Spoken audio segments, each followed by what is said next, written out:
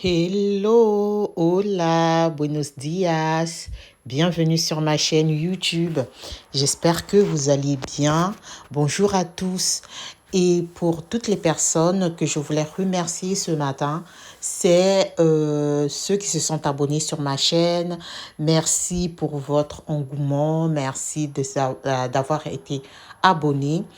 Le podcast d'aujourd'hui concerne un thème qui m'est très familier et que j'aimerais vraiment partager avec vous pour prévenir notre santé mentale, surtout pour nous les femmes. Peut-être pas trop pour les hommes, mais nous les femmes d'une manière générale et particulièrement les belles-mères. Le thème d'aujourd'hui s'intitule La belle-mère de mes enfants n'est pas mon ennemi. Je parle de ça, pourquoi est-ce que je parle de la santé mentale? Parce qu'il y a beaucoup de choses autour de ce thème-là qui sont des problèmes, hein, des problèmes qui sont liés à la santé mentale, à ce que nous pensons, et surtout celle qui fut notre rivale est devenue la belle-mère de tes enfants. Donc, le premier conseil que je peux donner à toutes ces femmes qui ont vu leur vie se transformer du jour au lendemain, la vie aussi de ces enfants s'est transformée, c'est d'abord que tu dois pas considérer la belle-mère de ton enfant de, de ton ennemi. Pourquoi tu ne dois pas la considérer comme ton ennemi? Parce que elle est devenue la belle-mère. Elle n'est plus devenue la tisa.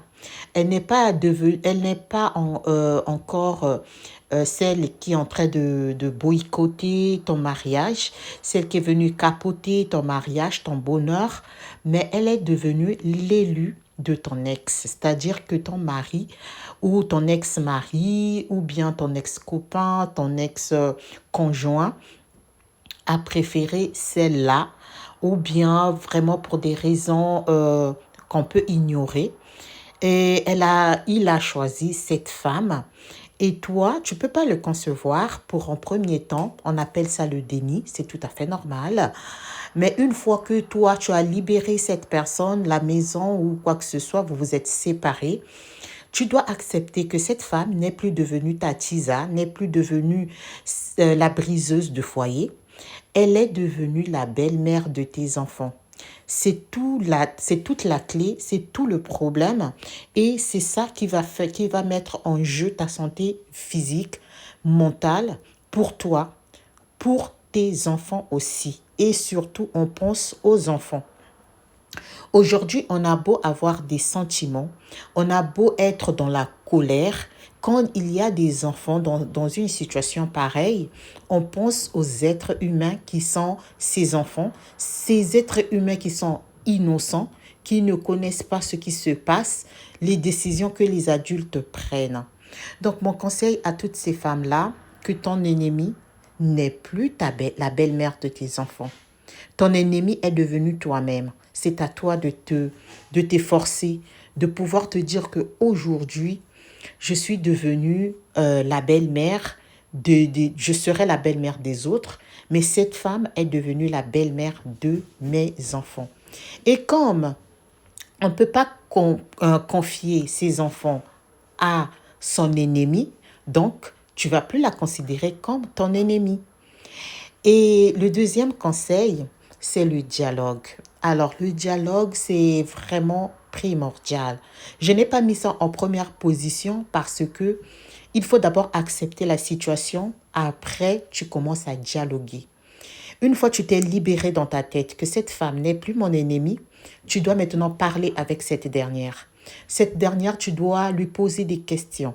Vous n'allez pas être des amis, les meilleurs amis du monde, mais vous devriez vraiment cohabiter dans le sens où vous êtes en train d'élever les enfants, tes enfants à toi. Si tes enfants vivent que, même si tes enfants vivent chez toi, la maman ou chez le papa, il faut savoir il y a un jour qu'il va se rencontrer avec cette femme. Cette femme va lui faire à manger, cette femme va dormir avec elle, cette femme va parler avec tes enfants. Donc, toi, tu as intérêt, toi aussi, de communiquer avec cette inconnue, celle qui a pris ton mari, évidemment, qui est devenue la belle-mère de tes enfants. Donc, vous devrez communiquer de l'essentiel. L'essentiel, c'est ce qui est autour des enfants. Qu'est-ce que tes enfants aiment? Qu'est-ce que tes enfants aiment faire? Le loisir?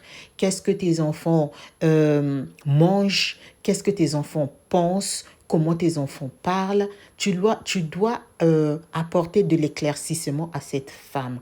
Ce n'est pas pour lui dicter, mais pour être en cohésion. Une fois que tes enfants, par exemple, quittent ton nid pour aller passer un week-end ou bien les vacances chez leur papa, donc cette femme-là doit connaître ce que vous faites afin que elle s'adapte ou ajoute ou bien enlève ce qui ne lui plaît pas. Et c'est à toi de trouver un terrain d'entente avec la belle-mère de tes enfants. Donc le dialogue, c'est très important. Mais avant de passer à l'étape des dialogues, il faut d'abord se libérer dans la tête. Il faut d'abord s'apaiser psychologiquement. Et puis physiquement, tu dois aussi être prête. Et donc, le troisième conseil que je vais aussi donner, c'est que toi, tu dois accepter même ce qui n'est pas acceptable. C'est-à-dire que la femme qui est là, donc la belle-mère de tes enfants, ne doit pas être un obstacle. Si tu as envie de faire des activités ou bien de faire quelque chose, tu dois le faire pour le bien de tes enfants. Il faut regarder la cohésion psychologique de tes enfants. Déjà, si toi-même, psychologiquement, tu es bien, quand je parle de psychologie, beaucoup des gens, beaucoup des femmes vont dire que, par exemple, avant, tu ne prenais pas l'alcool, mais la situation est devenue telle que tu commences à te bourrer pour oublier la situation comment elle est. Ça veut dire que toi, psychologiquement, tu n'es pas bien. Avant, tu ne fumais pas, tu commences à fumer. Ça, c'est pas bon. C'est parce que tu n'arrives pas à comprendre que tes enfants, tu vas les partager avec une autre personne. Si tu vois tes enfants à rentrer à la maison après, par exemple, les vacances chez leur papa et que tu les vois en train de crier, en train de t'insulter, ça veut dire que tes enfants ne sont pas aussi stables psychologiquement. Donc, on revient sur le deuxième conseil, celui du dialogue. Donc, vous devrez être un triangle, c'est-à-dire papa, belle-mère et toi. Vous devrez communiquer pour le bien-être de vos enfants, pour leur santé mentale et même pour toi-même, y compris pour la belle-mère et même le papa, parce que c'est lui qui a pris toute cette décision. Les enfants vont subir, quelle que soit la situation, mais pour éliminer les dégâts, pour en faire moins, il faut qu'il y ait une cohésion. Donc la cohésion là, c'est la santé mentale. La cohésion, c'est tout ce qui est la stabilité mentale de ton enfant, de tes enfants. Donc il y a un certain regard. Si tu n'arrives pas, va demander de l'aide. Va demander de l'aide auprès des professionnels de santé. S'il n'y a pas la possibilité parce que tu n'as pas d'argent, parle avec des personnes qui sont bienveillantes autour de toi, des amis, des parents, mais surtout pas cette personne qui va te dire ah non non non non non, faut pas laisser tes enfants avec cette femme. Ah non non non non non, cette femme tu la connais pas. Et évidemment, tu dois faire confiance à cette femme parce que c'est la femme que ton ex a choisie, que le père de tes enfants a choisi. Donc tu dois lui faire confiance. On ne dit pas une confiance aveugle. Tu vas faire attention quand une fois les enfants reviennent, c'est ça qu'on appelle la cohésion, la stabilité mentale de tes enfants. Donc, tu vas regarder comment tes enfants se comportent. S'ils ont maintenant des gros mots, si ce sont des enfants qui commencent à se chamailler entre eux, si ce sont des enfants qui vont venir maintenant te dire des choses qu'ils ne disaient pas avant, c'est-à-dire qui vont te blesser, par exemple, qui vont avoir des remarques déplacées, genre « Maman, tu es devenue trop grosse. Maman, tu es vilaine. Maman, j'aime pas tes cheveux. Je préfère les cheveux de ma belle-mère. Maman, tu n'as pas un joli teint. J'aime j'aime le teint de ma belle-mère. Donc, ces comparaisons-là vont faire que tes enfants puissent ne pas comprendre ce changement. Et toi, en tant que maman, tu dois veiller à cela. Ça veut dire que la santé mentale de tes enfants commence à se dégrader. Et même pour toi-même. Parce que toi, tu ne seras pas aussi tranquille que tu vois tes enfants qui sont en train de se taper dessus, qui sont en train de se chamailler. Parce que ça ne veut pas dire que c'est elle qui est à l'origine. C'est juste que l'enfant commence à comprendre qu'il y a trois personnes et il ne sait pas où mettre la tête. Et qu'est-ce qui se passe? Ils vont se chamailler. Donc, être vigilant. Donc, c'est ça le dialogue aussi avec la belle-mère et le papa. Même pas plus le papa, plus avec la belle-mère. Parce que le papa, le plus souvent, il est au travail. Il est absent un laps de temps. Mais toi, tes enfants vont rester avec cette femme qui va faire à manger, qui va faire les devoirs pour tes enfants, qui va leur lire des histoires le soir, qui va pouvoir les laver, qui va pouvoir les consoler quand ils sont tristes. Donc, le rôle que toi, tu fais quand tes enfants sont avec toi, c'est le même rôle que cette femme va faire. Donc, c'est pour cela que j'ai commencé par d'abord dire que c'est pas ton ennemi parce que évidemment on ne peut pas confier ses enfants à son ennemi parce qu'on peut les tuer évidemment. Leur santé et leur vie sont entre les mains de cette femme.